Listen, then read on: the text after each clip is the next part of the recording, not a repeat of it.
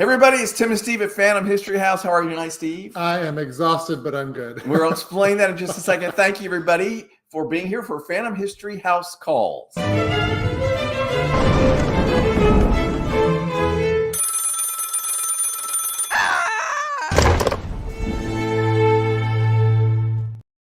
All right, so there is a hurricane. We are here in Tampa, Florida. So wherever you're watching, please say hello in the comments. But Yes. we had a long day.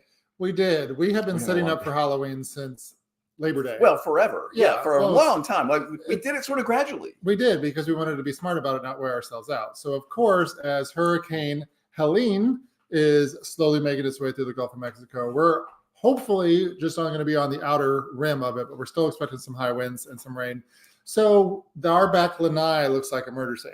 It really does. There's like pieces of skeleton men and skeletons and pumpkin heads and Some tombstones. and So all we kinds of stuff. basically took all the decorations down except for the heavy concrete tombstones. Those we feel like those are pretty safe. Yeah, those would be good. Those But aren't pretty horrible. much everything else is down. The pumpkin guys that are in the backyard are now just like laying down on the grass. It's really Yeah, it they're- looks like they've been attacked. Yeah, they've been decapitated and are laying back on their Yeah, backs. no heads. Because, It's- of course, with these 12-foot things, if you get a high wind, it'll break the base, and then you got to replace the whole thing. So we were just being cautious. So our goal is that once Helene has blown through, tomorrow, Friday, we'll be able to put Yeah, stuff Friday back. we will put but we had like a long 4 hours today where we were taking everything apart and All my stuff hurts. But better safe than sorry. And that's really not a lot. We're not looking like we're going to get a direct hit here at all. So don't worry about us at Phantom History House. I think we'll be fine. And thanks, hey Kristen and Chris for watching. So anyway, that's send all going on. that positive energy up to the Big Bend But area. regardless of hurricane stuff happening, all this stuff, we are still on for our big book release party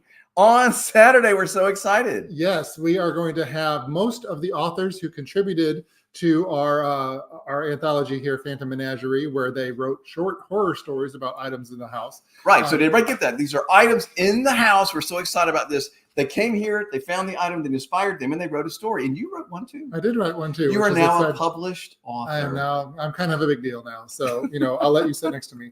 But it's exciting because honored. we're going to have a lot of those authors here who are going to be able to meet and greet with a lot of the people who come and visit us. It's free. It's open to the public. Come on in. The rain should be out of our way. You can bring your own copy of Phantom Menagerie to have them sign, or we will have some copies here for you. And you can get your copy on Amazon. There's a link on our website. Just go to the books tab at the top menu bar, and you can find the link there to get yours, or just look for Phantom History on Amazon, and we should come up. Yes. And here's an extra favor to ask of you. If you do get a copy of the book, we would love for you to send us a picture of you reading it. I should have had one ready. Because we have a plan Yeah. for something with that. Yeah, so send us a picture of you with your book when you have it. And if you can come Saturday, please do. Yeah. I'm going to be making all kinds of treats. There's going to be spirits, shall we say, wine. I'll be in the writer's lounge, so I'll be just. You'll be busy autographing books. So busy. Oh, brother. And I'll be running around hosting the party. But we are very excited about it from 2 to 6 this Saturday. A lot of the authors will be here signing books. You can meet them, have your picture. There can be readings. Did you already say all this? Not all of it, but hello, Kristen and Addie and Susan from Tennessee. Good to see you. Thanks for watching. We do have a guest this evening. We do have Miranda Young, the ghost biker, on with us. We're going to bring her on in just a moment. Stories from interesting ghost tours. This is going to be a great topic. Yes, and as a ghost tour guide, She's I cannot great. You're wait going to to love hear her. what she has to say. Yeah. But we do have other things going on as well. This Friday, the Oldsmar Ghost Tour is back up and running. We had a great tour last week, so we're doing it again this week. Our goal is to do it almost every Friday throughout the fall and winter. And after the authors event and the book release party on Saturday, we're going to do ghost stories by the fire, weather permitting, and tell some spooky stories. We had a packed house this past weekend. It was a big crowd. It was Yeah. really exciting. Like maybe 10 or 12 people, Yeah. all sitting around outside in the front of the house around the decorations. You do your fire pit, get the fire going, tell was spooky fun. stories. It's really a great evening. Yeah, and the weather cooperated. It was like 72 degrees. It was perfect. So hopefully we'll have some more of that luck. So there's a So lot going on. get your people together, get a bunch of friends, family, whoever, and like get into the spirit of the season, everybody. Come do some of the stuff we're doing. Come to the author thing, or come to Ghost Stories, or go do a ghost tour. The stories on the ghost tour are really good. Thank you. They They're are very good. good. We put a lot of work into those. And of course, in October, once we hit that, we have our costume party and all that stuff coming up. So stay on our social media and on our events page. We'll keep you up to date. And one other thing to mention is that, sorry, are you about to say about Kristen? I was, but go. Well, I'm going to jump in and do it. So anyway, we're having every week we have a psychic medium here at Phantom History House, making it available for you to do readings. In the month of October. In the month of October, right. So next week on Wednesday, right? Thursday. Wow, I should have let you do it. So Kristen Giesling, the Mindful Seer, will be here on Thursday, October the 3rd, doing readings in our library from 6 to 9 p.m. So you can check out our Facebook event page or our events tab, and you can actually purchase your time with her there. And she will be back again on October the 17th as well. And it's wonderful to do it in person because you get to come here to Phantom History House, enjoy the vibe. I always have something baked and ready to make it a special day. Yeah. So go to our website, look at the events tab. Okay, enough. We need to get Miranda on because she's really interesting. Yes. And nobody's interested in hearing all this probably at this point. Well, so we definitely need to move forward. Let's bring Miranda on and talk to her. Okay, so here she is. Hey, Miranda. Hey, guys. Congratulations on the book. Thank you. Thank you. We're so excited about it. Thanks for waiting so patiently as we rambled through all of that. We appreciate it. Absolutely. Absolutely. And that's a good thing to have so much going on. Yeah, it is. And well, I know we're both going to sleep very well tonight after the insane day we've had. But, we're looking forward to the Halloween season. Of course, it's our favorite time of year, which I'm sure knowing what you do, it's probably way up there on your list too of favorite times of year. It is, spooky season is year round around here in East Tennessee at the historic Scott County Jail and historic Rugby. But I've really enjoyed watching you guys on your page gearing up for this because you can just see and feel the excitement. And so yeah, I love talking to people who share that same passion with the spooky and the paranormal and the history side of things. Well, thank you. We appreciate that. And you and I connected more than a year ago now, I think it was, when we did a Phantom History episode about the historic Scott County Jail. You and your best friend and colleague, Christy Sumner, were on that episode. It's a really good episode, everybody. Check that out at Phantom History. Yeah, it's such a cool location, and it is on our bucket list to get up there and visit you and to see that place. So tell us a little bit about yourself, Miranda, before we're going to, of course, talk about the ghost tour guide of all the things that you do. But give us a quick introduction of who you are and what you're up to. Yeah, so my name is Miranda. I'm known as the Ghost Biker. That's kind of how I first got into the paranormal. I travel around the country on my motorcycle to different haunted and historic locations, and I highlight them on my show, Ghost Biker Explorations. We're just getting ready to get season 7 out here in October. But while I was investigating, I've been an investigator for 15 years now and always loved everything, especially the folklore, the legends, and the history side of the paranormal. But I started with that. And then if it wasn't for that part of my journey, I wouldn't have met my best friend and business partner, Dr. Christy Sumner. And so about 5 years ago, we met and we formed the company History, Highways, and Haunts. And we ended up opening the historic Scott County Jail as a true crime museum and a paranormal research center. And then just a little over a year ago, we partnered with the Village of Historic Rugby and added Historic Rugby After Dark to our portfolio, if you will, of haunted locations and different tours that we offer. Well, Steve, it's too bad you couldn't find anybody who's actually done interesting things and accomplished anything. Right. I mean, that's a lot of stuff. That's so impressive. So cool. And who wouldn't want to be the Ghost Biker? Like, how cool is that? Exactly. It's such a great name. It is. And, whenever we did our initial conversation, we just seemed to click. We had the chemistry, but I felt the same way with Christy when I talked with her. So and you actually were able to stop by the house. This spring, yes. I think, is when you came by when you were down here for vacation. So we feel like we know you really well and appreciate your support. And we love watching what you're doing online as well, because you are insanely busy as well. You have a lot going on. I am. You are. And I know that even at the jail, with rugby, with the tours, one of my questions for you as a tour guide is, out of all the stuff that you do, is tour guide like in the middle, on the top? I mean, where do you rank it, or do you rank it because they're all such different things that you're into? There really is, and it's, I never would have thought that my life would have gone down this journey, taking something that is a hobby of the paranormal. And it's actually my full-time job now. I spent 21 years as a marketing director in the corporate world. And in 2020 ended up stepping out of that and moving back back home. And so because the jail, it is in my hometown there, and I wear many different hats there with what we do, because we're essentially the janitors, the CEOs. I do all the marketing and design, the merchandise design, and then also lead the tours on top of that. And we've got multiple tours that we lead during the daytime. Primarily, we do kind of the daytime history tours.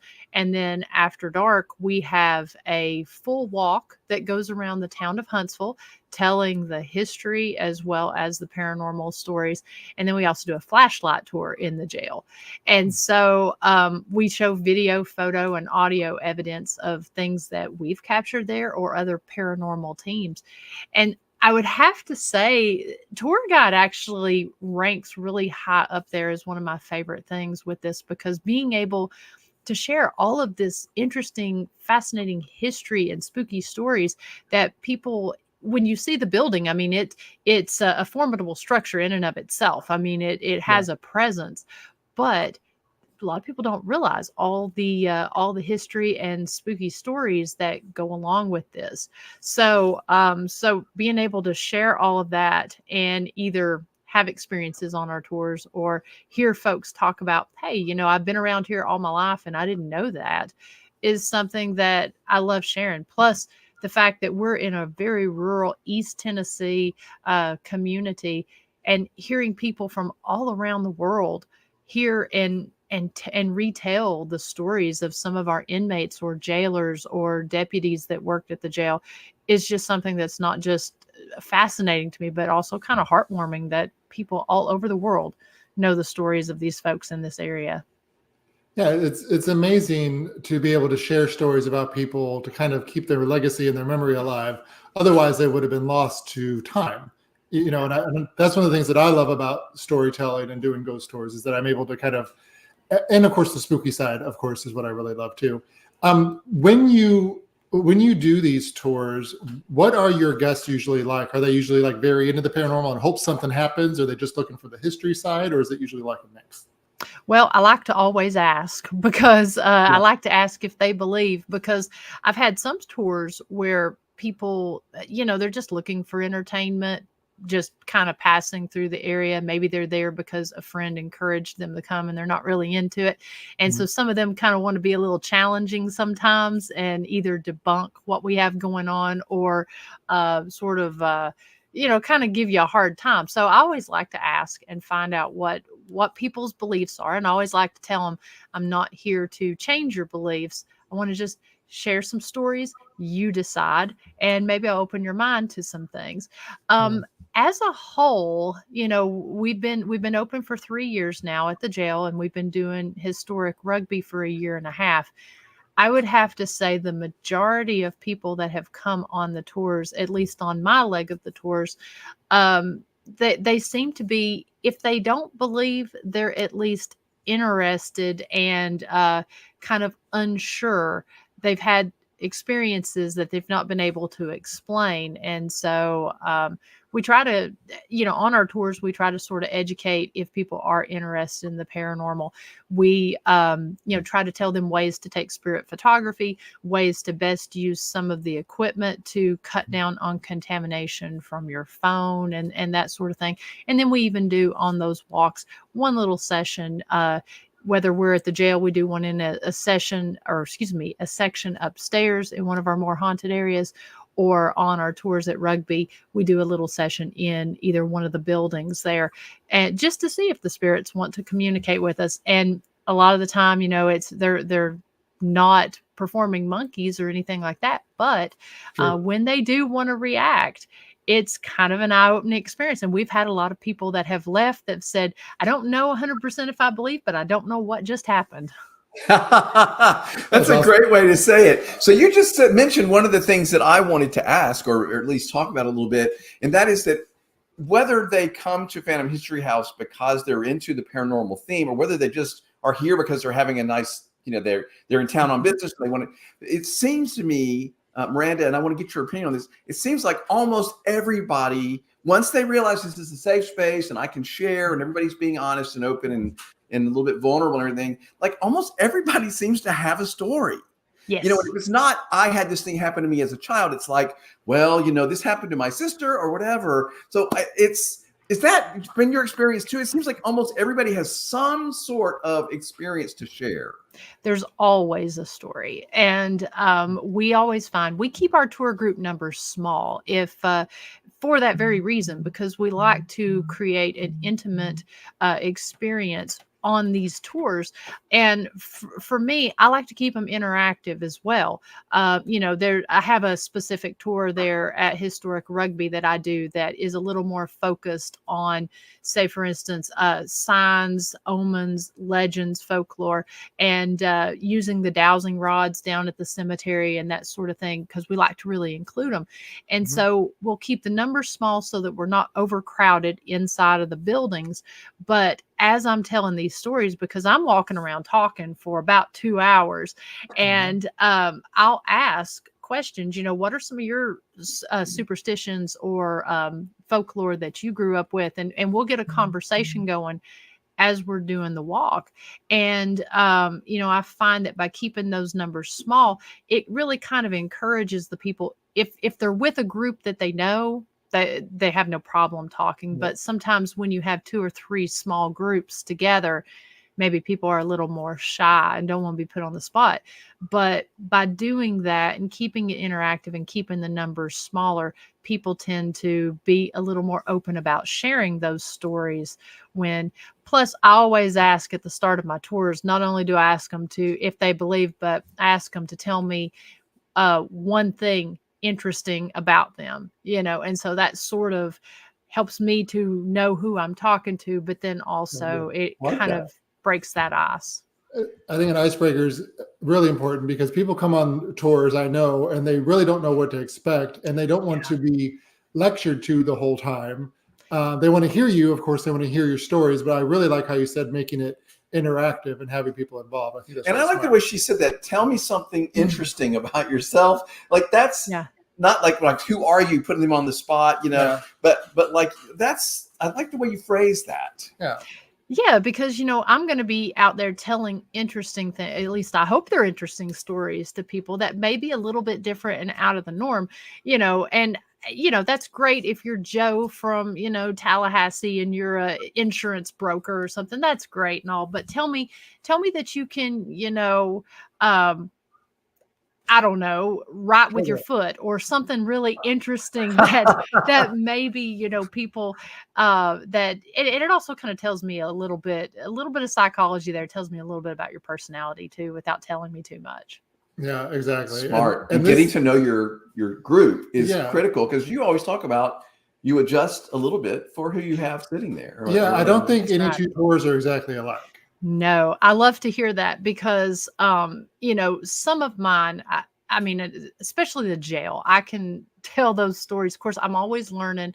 And usually if you come back next week after this week, I'll probably know a little bit more that I'm able to add on the tour. But there's certain things that I kind of hear in my sleep as I'm sleeping, because I say it so often.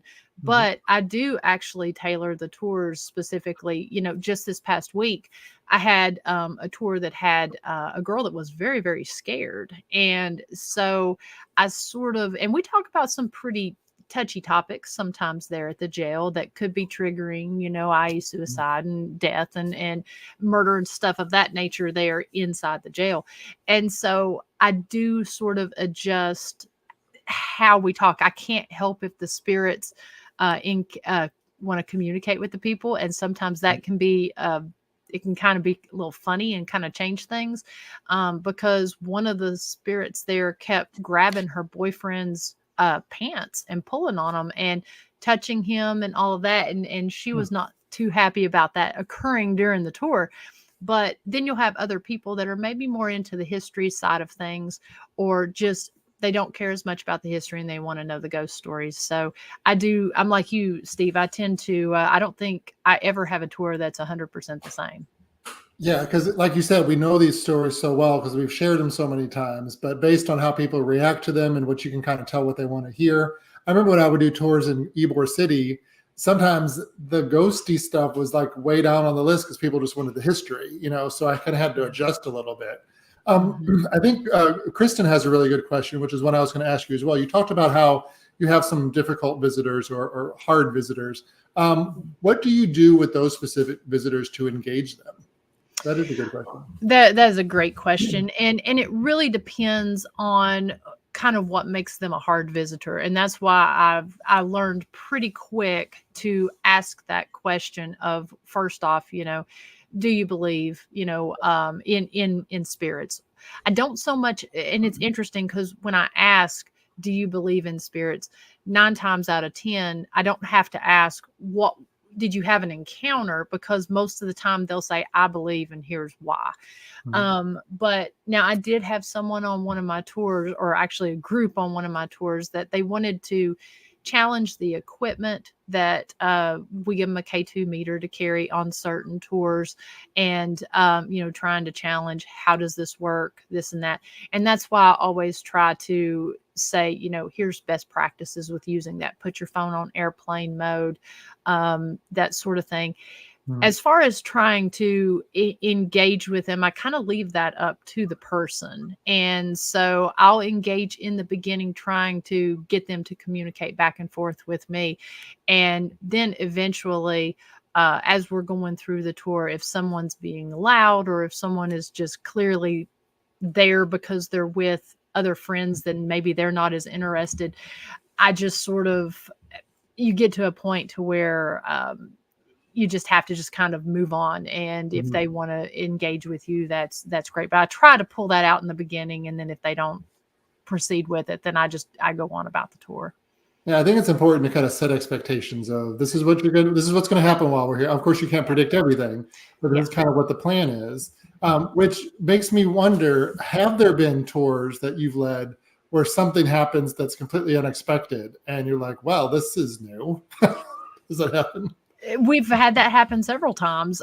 So the jail, I'll start with the jail because that's one that we do the most. And I'll talk, the one that we added where we do the outside walk, we only do that certain times a year, but within the jail, you're within the confines of the building itself. And so when some of the unexpected things that we've had happen with that is when we're going through and I'll be telling some of the different stories. And when we give the K2 meters, I always tell the guests that it doesn't matter where we're at in the building. When I tell certain stories, the K2 meters will go crazy. I can, tell a story that I typically tell on the first floor, and the spirits are communicating through the K2 meters. And if I change it up and tell that story on the second floor, even if I'm telling 3 or 4 stories in between, they'll start reacting. Well, then sometimes that kind of leads to, this is not an active ghost hunt because we do offer guided ghost hunts on there. But every now and then, if we're getting interaction, if somebody is getting touched or something, if we start seeing cell doors slam or hearing knocks and bangs, hearing something run up the stairs, we'll kind of stop. And that might sort of change how we do the tour, because we may do a little bit of engaging with the spirits at that point. Now at Rugby, those tours are primarily outside. We're able to go in some of the buildings there. I do a little session down at the cemetery where I show people how to douse for graves, for unmarked graves.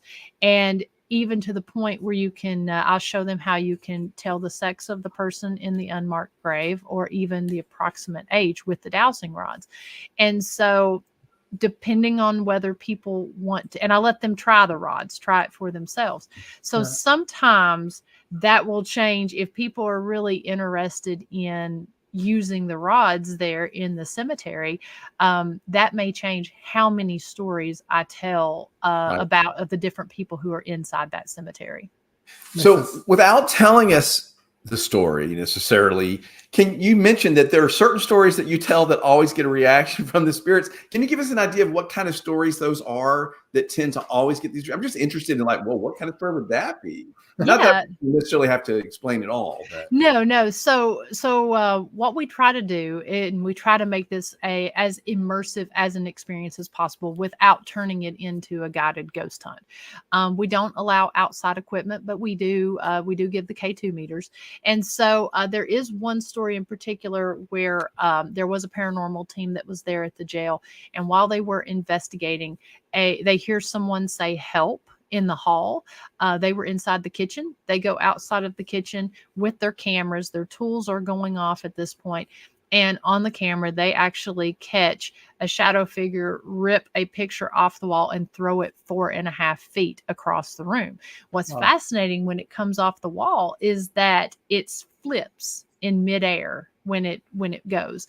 And you can see in this video, the pictures start to come down and you see the first half of a shadow figure come out and an arm that throws it.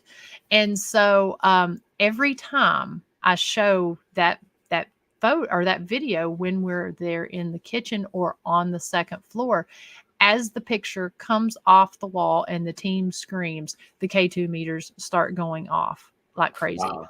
Every time.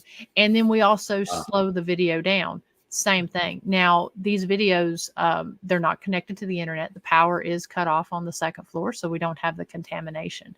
But that's one that always, for some reason, I don't know if it's the spirit saying, hey, that was me. But we show this photo, video, and audio evidence throughout the tour. And certain times when we're showing it or when we're telling those stories is when the K2s will go off. That is really, really interesting. And yeah, I mean, and of course, the theory I'm assuming is that whatever that entity is saying, hey, yeah, that's me. Really. That's what we think. Yeah. There's some we talk about finding, we found contraband there inside the jail. Whenever we were cleaning, we found a razor blade. And so that razor blade has since disappeared. It disappeared before Chris even saw it.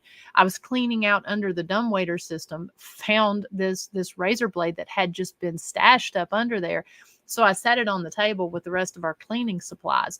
And Chris was at home in Florida. She comes back. I call her and I tell her, I'm like, you're not going to believe what I found. And so she said, put it on the table. And when I'm back, I want to see it. And so she comes back to the jail. She's coming in the next day. So later that evening when she comes in, it's not there. We have yet to find the razor blade. And there was a point in time where all of our sharp objects were disappearing. And so when I tell that story, the K2s, which I do see a question on here, which is asking about a K2 meter, just briefly, they're used by electricians to find open conduits and to measure electromagnetic energy. And so one of the theories is that spirits are made out of electromagnetic energy. And so they'll use these EMF spikes to communicate. And so every time we're telling this story about missing these tools, I feel like they're laughing at us sometimes because the way that the meter will go off, so sometimes it seems like they're either laughing at us or laughing at the experience someone had. Other times it seems like they're saying, that was me, or possibly it could be one of the victims of one of the crimes saying, hey, that's my story. Thanks for sharing that. So we've had several different, and you kind of get to know the way that the meters react, that maybe I've just done it so much that I'm assigning a personality to it, but it does feel like the way they react sometimes, you can kind of almost feel the emotion off of it. Yeah, and the timing can't be a coincidence. And like you said, it's the same story no matter where you tell it. Well, and I think you should be able to trust your gut on interpreting that because you have so much experience at it, and that makes sense. Like it makes sense to me that it would have a different message. It would mean something different. Yeah. And you can tell that too. Sometimes the certain ways the spirits will communicate with you, the way they respond with the dowsing rods, the way that they respond with certain tools. It just seems like you can pick up some of the emotion on that, or know that that's the way a certain spirit reacts to you. Yeah, and I think this is a good, since we're talking about, the equipment and the items you use. Deb has a good question. She asked, why don't you allow visitors to bring in their own equipment? Well, we do allow them to do that on the guided ghost hunts. We don't allow them to do that on the ghost walks because it can become a distraction. And Right. so we provide the K2 meters. I've been on ghost tours before where they'll allow people to use apps running while you're on the tours. I've been on there where they'll allow them to just bring a plethora of tools. And so when you have a big tour, and you're trying to tell these stories and keep the attention of the people who are on these walks, when an app starts talking, all of a sudden the focus shifts to that, and it starts shifting to more of a ghost hunting nature rather than telling that story. The guided ghost hunts, we welcome people to bring any tools they want. We provide all of ours, and we take you on a 3-hour guided ghost hunt where basically you're focusing trying to have this communication with the spirits. And then we have the private paranormal investigations where we're hands off. We give you the tour, you go in, and you're in there for anywhere from 6.5 to 8 hours, depending on, when you do the tour. So it just tends to become more of a distraction and more about the ghost hunting. And because I've had, and I'm sure you've maybe encountered this too, I've had where you have people who maybe have drinking earlier, which we don't allow drinking on the tours, or people to come in inebriated just because for safety reasons. Mhm. But you have people, a big group of people, and they want to talk and they want to get excited and all this. And it's sometimes hard to keep control of, people's attention, and other people get upset because people are talking and not focusing. So that's why we don't allow visitors to bring their own equipment. And this is on the flashlight tours and the guided ghost, or excuse me, flashlight tours and lantern tours. It's a pretty common thing among ghost walks that they don't allow outside equipment, although some do. Yeah, it varies. And one of the ghost tours that I did was a pub crawl. So there was lots of alcohol, and that was so hard because, the longer the night goes on, the crazier they get. It was just like this crazy thing to have to do with. So I'm glad to hear that you do it that way. I'm curious. You said that you've been doing this for a while now. It's your professional life. Mm-hmm. What, if you could go back to the you of the past when you first started as a tour guide, what advice would you give to yourself as a beginning tour guide as you're creating this? Because I know you've learned a lot. I have learned a lot. And I'll tell you what a lot of people don't know about me is I used to be painfully introverted. And I've always been a good speaker and presenter because in my corporate life, I had to do that with the graphic designers and marketing people that worked underneath me, or when we were doing presentations. But I've always been around people just painfully introverted and shy, other than when I'm in my work career. And so the thought I would have to say the thought just 10 years ago of actually being doing a tour guide and talking to people would just send me into almost an anxiety attack to think about it. And really, Ghost Biker was what brought me out of my shell and almost essentially created an alter ego or alter personality. And, I found that talking about all this, because I feel like talking about something that I'm so passionate about with the history and the paranormal has really helped with that. My advice definitely would be to oh gosh, I would have to say probably, like everything, patience and calmness prevails. And, just really dive deep in and learn as much as you can. Sounds like you got a warning there. There's a hurricane coming. Sorry. I'm muted. So when you're saying patience, you mean patience when dealing with the people on the tour, right? Patience in dealing with people on the tour, and patience in dealing with myself, because there is so much information. The jail is easy in a sense because it's just learning about, from 1904 until 2008 when it closed. There's a time period, and just know everything is fluid and changed based on who was the sheriff at the time. You're going to get different stories from the different time periods. Rugby's a little more challenging because you have an entire village. So you not only have the stories of the village, but you have the stories of the households and the stories of the people involved and the stories of the land. There's a lot involved with that. And then the time frame outside of the period. So I guess when I say patience, it's mostly patience with yourself and learning that, because you're always going to keep learning, and just dive in, learn as much of the history as you can, and just know that the more you tell the story, the more you tell the stories, the more it essentially becomes a part of you. I tell you, the part that made me the most nervous in the beginning was telling these stories to people who either worked at the jail, lived in the jail, or spent time in the jail, or people who live at Rugby. It's kind of like giving a dissertation paper or whatever to your professors, because they live this, they know it. And so one of the things that I always ask as well with the jail, I ask if you've been in there before, or if you have any, do you have an association with that? If I'm doing Rugby, I ask if they've visited Rugby before. And if somebody is a local, I always tell them, I'm like, be patient with me, because I'm still learning about all of this. Right.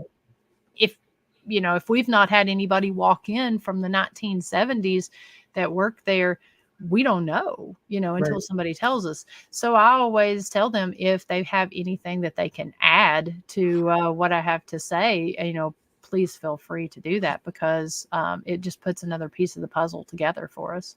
Well, and I like that you say that, because I've encountered a couple of different, whether they were on the podcast or whether I've gone to a different tour, and they say, oh, we have an update, we've learned more. Yeah. And to me, I think the most impressive thing can be to say, we got this wrong, and we've learned that this is the actual story. We had a friend of ours from the Sorrel Weed House over in Savannah come on the show, and she was just like, oh, we actually have an update to that story because we found a document XYZ. And it changed a very dramatic part of their narrative. Yeah, but they made it right. They fixed Wow. their narrative, of course, to tell the new truth that they knew it. Yeah. Yeah, and I think that's important, and that's really I have a lot of respect for people who are able to do that. Say, oh no, this is our story, we're sticking to it. No, history needs to be learned. You got to uncover this stuff.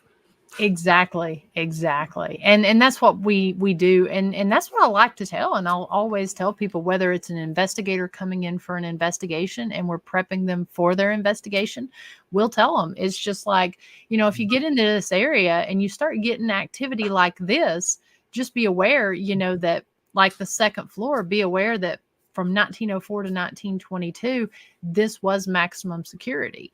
But then from 1922 up till the 1980s, it housed women, children, and the mentally disturbed inmates. And then after the 80s, it held trustees.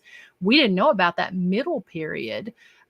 We just knew it as the trustee level and maximum security. So when we're telling them, it's like, we had a guy come in and tell us this, a few weeks ago that worked there. And so when you're investigating or when you're on the tour, just be aware, if you get some activity that maybe doesn't quite seem like it belongs there, just know that each part of this jail changed depending on who was in service at the time. Right, exactly. And that's again, I'm a history nerd, and I love hearing about how just a different body coming in, a different sheriff, can change the way a jail is run, the attitude of the inmates, the attitude of the deputies. I mean, it's a major personality shift every time. And I wanted to go back to something you said earlier about, when we asked you about surprises along the tours. One of my co-tour guide, Ginger, has tuned in, and she talks about, hey, Ginger, about there was one particular spot where we stop along the Oldsmar tour where, I don't know, 3 out of 5 times our equipment goes crazy outside of this one location. Like our iPads will turn off because we always try to show photos. It'll flip to negative. The last tour she just did, she was telling me some crazy stuff. So come to the Oldsmar tour, we'll tell you about that. So it just makes me think that the story we tell about that location, whatever is there is very active. And like you said earlier, saying, hey, yes, that's me. I want you to learn more about me. That's what we think. Yeah. Yeah. And with you having people coming into the jail who have experienced it, have you ever had anybody like say, oh, I knew that person, or I knew who that spirit was? We have, we do talk about one of our long, and again, we do find out different names. We've got some that everybody knows about because they were part of some type of really deep history there at the jail, or an event that happened there. One is our longest serving inmate that's in there.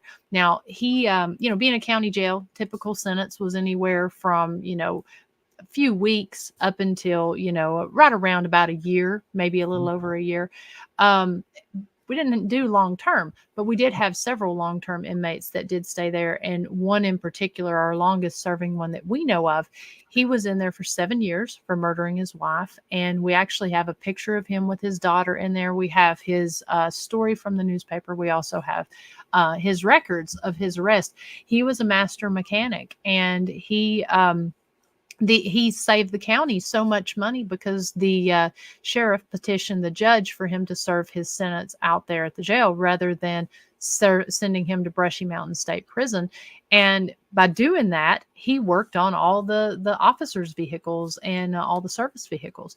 And so a lot of the people that are local that come in, they are aware of who he is. And when we say our longest serving inmate, most of the people know him. Now, he did not die in the jail, but we feel like because he did serve as much time as he did, and, he went on, and afterwards he did end up passing away in the 2010s at one point. But we do believe that some of his energy is still there because people have had mechanic talk and shop talk with him in this particular area.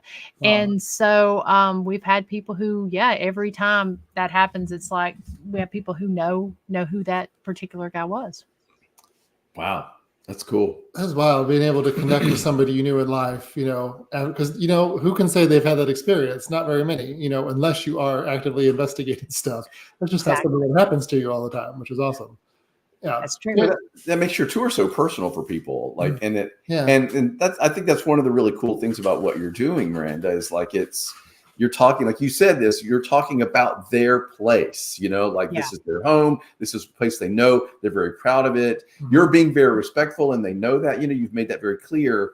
But that does, and I feel that way about the Oldsmar tour simply because, Miranda, I know you know this, like many of those people came here to Phantom History House, sat around in the library and told us the stories. I was there for that. It was very amazing experience.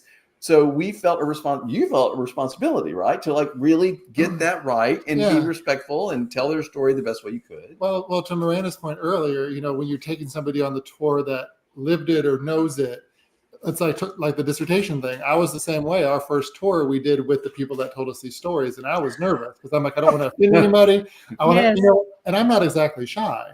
But I was just like, okay. But there's a lot of responsibility, and absolutely, you're telling their story back to them, exactly. Edited and forged, whatever. So it's very interesting stuff. Yeah, it can be a little scary. That's scarier than anything I've run into. I tell you, rugby makes me a little more, as a tour guide, it stresses me out a little bit more in the jail. I try to tell myself, I think it's because I'm in the jail all the time. We work in there on a daily basis, and between me and Chris, we're in there probably up to 16 hours a day. And so it's different because a lot of these experiences are own. But when you're dealing with the village of historic Rugby, this is actually a living village today. And so not too different from what you talk about with your tours.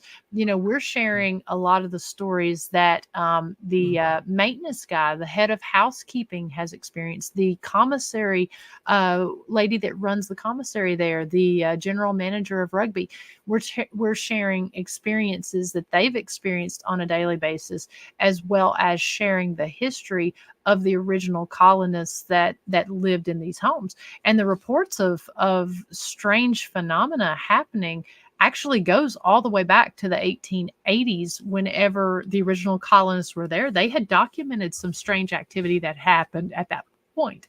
So when we're sharing the stories of Rugby, you're sharing about these people's homes that some of them still live in today. And so that makes me a little bit nervous because it is such a unique history. And like you said, I mean, no disrespect. And for the jail, I show the same respect for the former inmates as much as I do to the victims, as well as the sheriff and those folks that worked there in the jail. So it is about respect. It is about accuracy. And it's about, because the stories are great anyways, you don't have to embellish them just to get people interested, because they're fascinating and phenomenal all on their own. Mm-hmm. Yeah, these are real people with real experiences, and then somehow we're able to communicate post-death and be able to do these paranormal things, which leads me to a question. And by the way, we're going to be wrapping up here shortly, so if you do have any questions for Miranda, please let us know in the chat. Kristen is asking, and she's laughing because she has been tuned into the show before, and she asked this of almost all of our guests. Her always question, as she says it, why do you think some people can see and interact with spirits and others cannot? It's a good question. I think people have different. That's a really good question. And, I'm going to go with an answer that that actually kind of blew me away. I had a guy on, so I host a weekly podcast there. And so recently I had a guy on, Joseph Askew, and he had some interesting theories that, I'm all about, and my theories change as to what we're experiencing with the more that I do this. But his theory on that was talking about people are able to pick up. It's not so much that the spirits are telling them this stuff, but they're actually picking up impressions either from the building or from nature or whatever that is around them. He was talking about water memory and how water can take on, and through some of the different studies that have been done in Russia and I think either China or Japan, they had done some different studies about water memory and being able to pick up this stuff. For instance, the jail, we're a sandstone building that is heavy in quartz as well as iron. And then we also have New River, that is a very steep and flowing river back in behind the jail. All of these things can conduct or can also hold energy and memories. And so he was talking about the person that, that we're all kind of open to a lot. Just some of us have different gifts, of the way we pick up things, but that maybe they were reading impressions or reading memories versus rather reading a spirit telling them. So I don't know why that is, but for some reason that really kind of resonated with me, because we do have a lot of residual activity there that would essentially be memories stored within inside of the building itself. Yeah, and I like that explanation, because I think, to your point, we pick up on different things, and we also need to get ourselves to a place where we don't tell ourselves, oh, that was my imagination, or I didn't really see that, or I really didn't hear that. You need to validate yourself a little sometimes. I mean, sometimes you're wrong, of course. You're like, oh, I am crazy.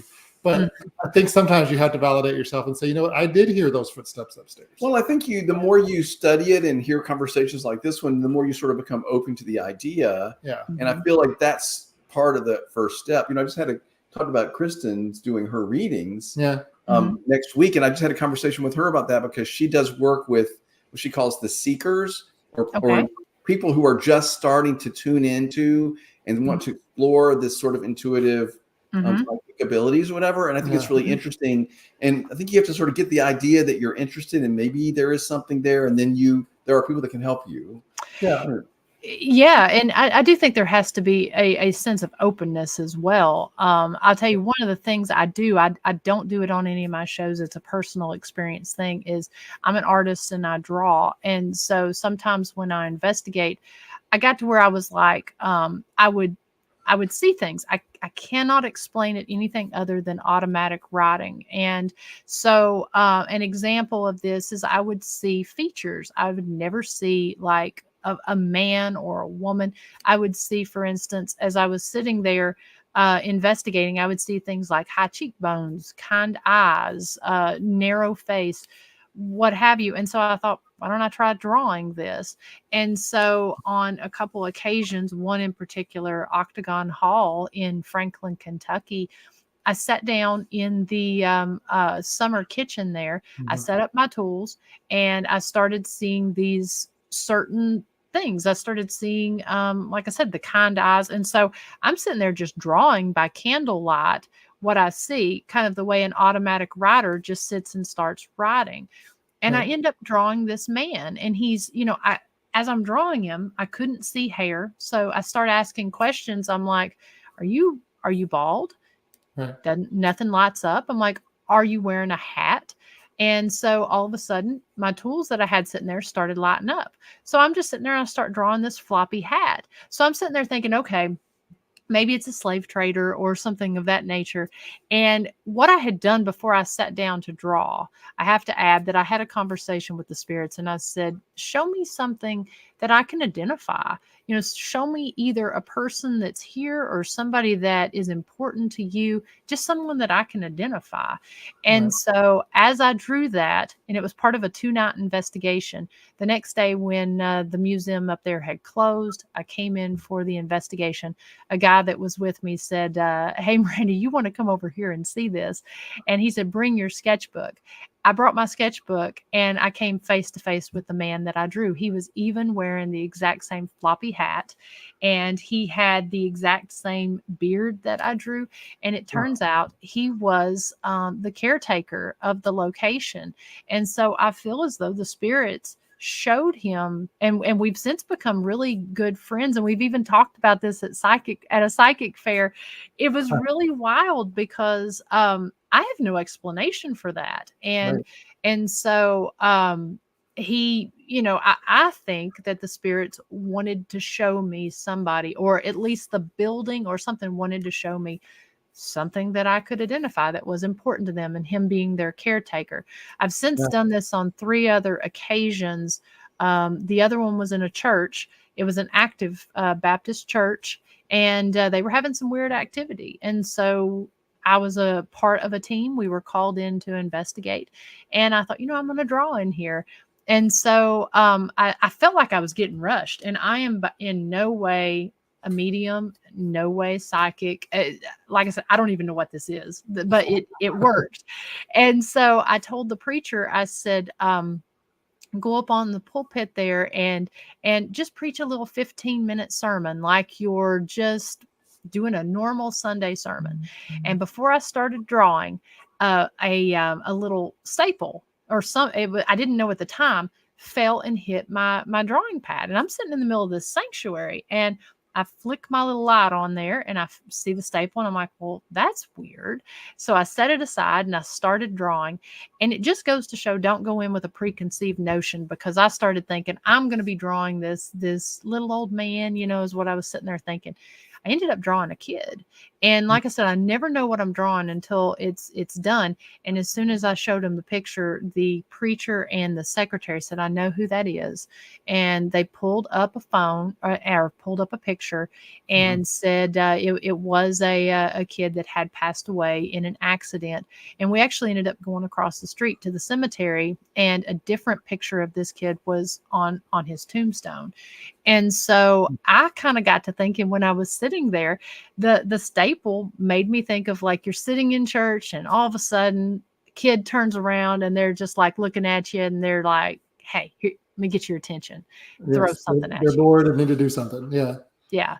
So that's so one of the things that I think is key about what you said, though, and I know we're really going long here. I don't want to take too much of your time. I'm sorry, I didn't mean to go off topic. No, I love what you're sharing. It's so interesting. But what's really interesting to me is that you said that you spoke to the spirits and said, here's why I'm here. I'm here for you. I want you to show me something. Like, I feel like that openness and that sort of, what am I trying to explain? There's respect there in saying that I'm here for you. And you expressed your intention in a very respectful way to them. I just feel like that was key to the story in my mind. Yeah, I agree. It is. And that's what we did with both the jail. Well, I have to say more so with the jail than with Rugby, because Rugby was already established. But way before. I mean, we probably had 2 to 3 months of setup before we opened the jail to the public. And rather than actively investigating, both Christy and I would take our time when we weren't working, and we would go in and sit down and really communicate with the spirits as to what we were doing, because the jail had been closed at that point from 2008 until 2021. So people Wow. hadn't been coming in. We wanted to let them know what we were doing, and let them know that essentially we're partners here in this, and so you can express as much or as little to people, but people want to come in and they want to share your story.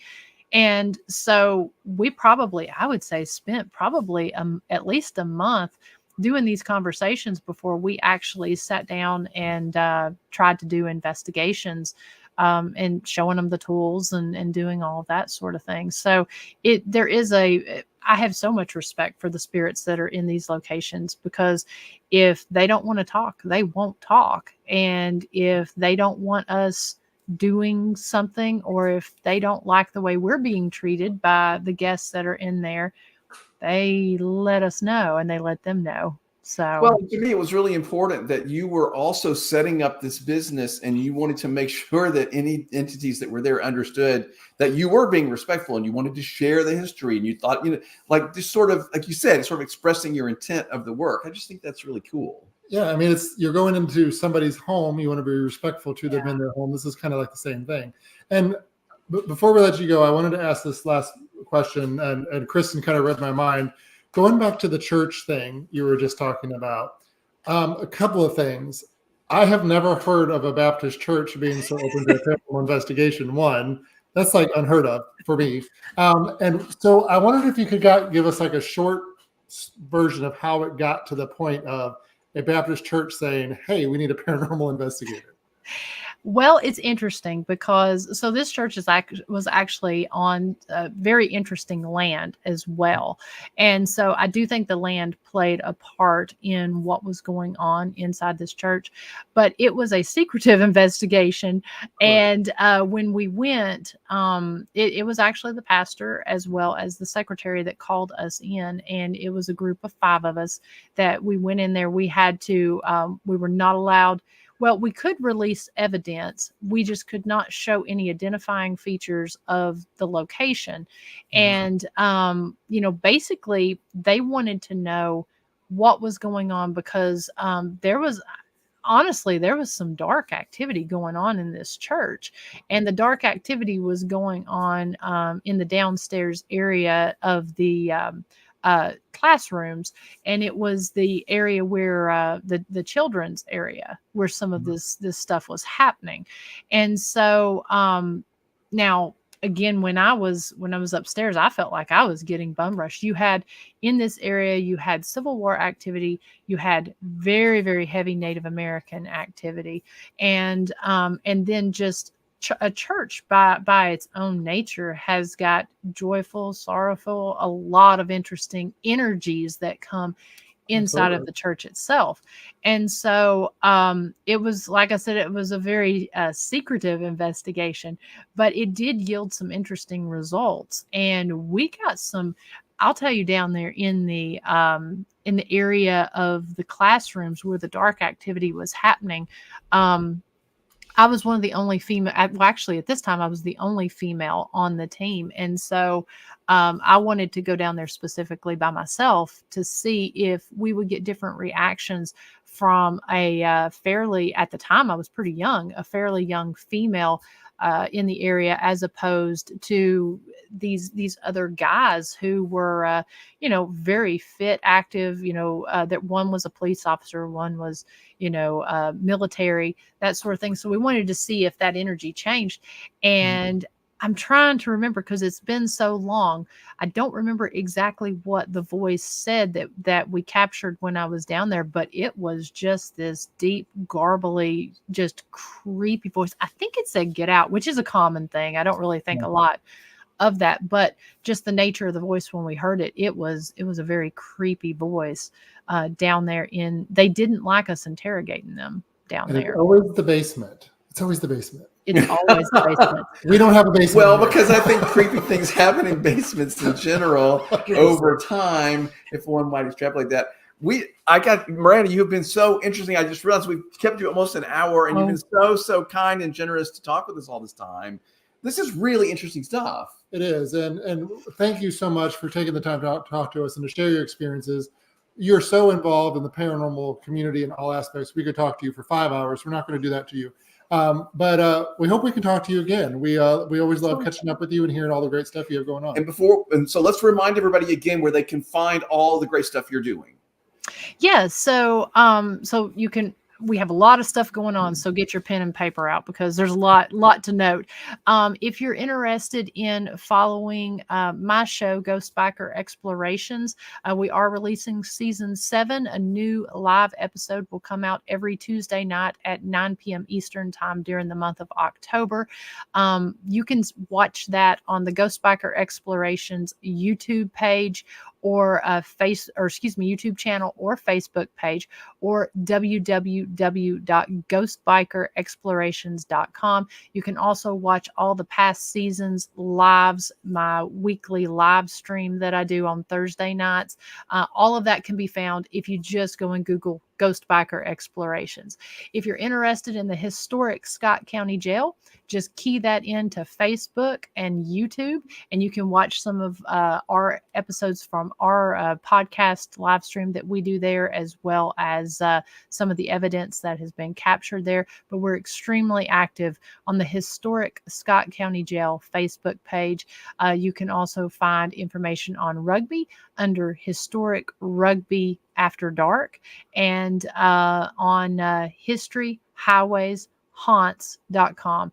That website is great because if you go on to historyhighwayshaunts.com, basically you find out about me and Christy and our jail cat Sally, and you can basically choose your adventure. You can either click to go to the jail or click another link to go to rugby, and that will take you to their respective websites as well. Great stuff. You're doing such great work. You're so interesting. Thank you for sharing this. And thank you everybody who was watching and for the great questions and interactions. We really appreciated that. Absolutely. Yeah, thank you all so much. Of course. And don't forget, everybody, our book release party. Oh, sorry. Book release party is this Saturday. So if you're in the area between 2 and 6, you can get your copy of Phantom Menagerie, our short story collection that has just been published on Amazon. Go to our website. You can find a link there under books. Absolutely. And thank you again, everybody, for tuning in. Next week, we'll be back on Wednesday with another guest who I hear is a scare actor at a local attraction here. That is going to be such for the Halloween season. So she's going to have some fun. You have questions you've always wanted to ask a scare actor. Now's your chance. It's going to be fun. Yeah, and we have a few more Wednesday nights planned after that as well with some amazing guests. So thank you for watching. If you're listening to this on Conjuring Phantom History, make sure you check out our sister podcast, Phantom History, and come see us at Phantom History House. We are here, and we're excited to meet everybody. Especially now during the Halloween season. Miranda, you were wonderful. Thank you so much. Right. Oh, thank you guys for having me, and thank you all over in the audience for your questions. It's been a lot of fun. Awesome. Thank you. All right. Goodbye, everybody. Stay safe if the hurricane's coming your way, and we will see you next time.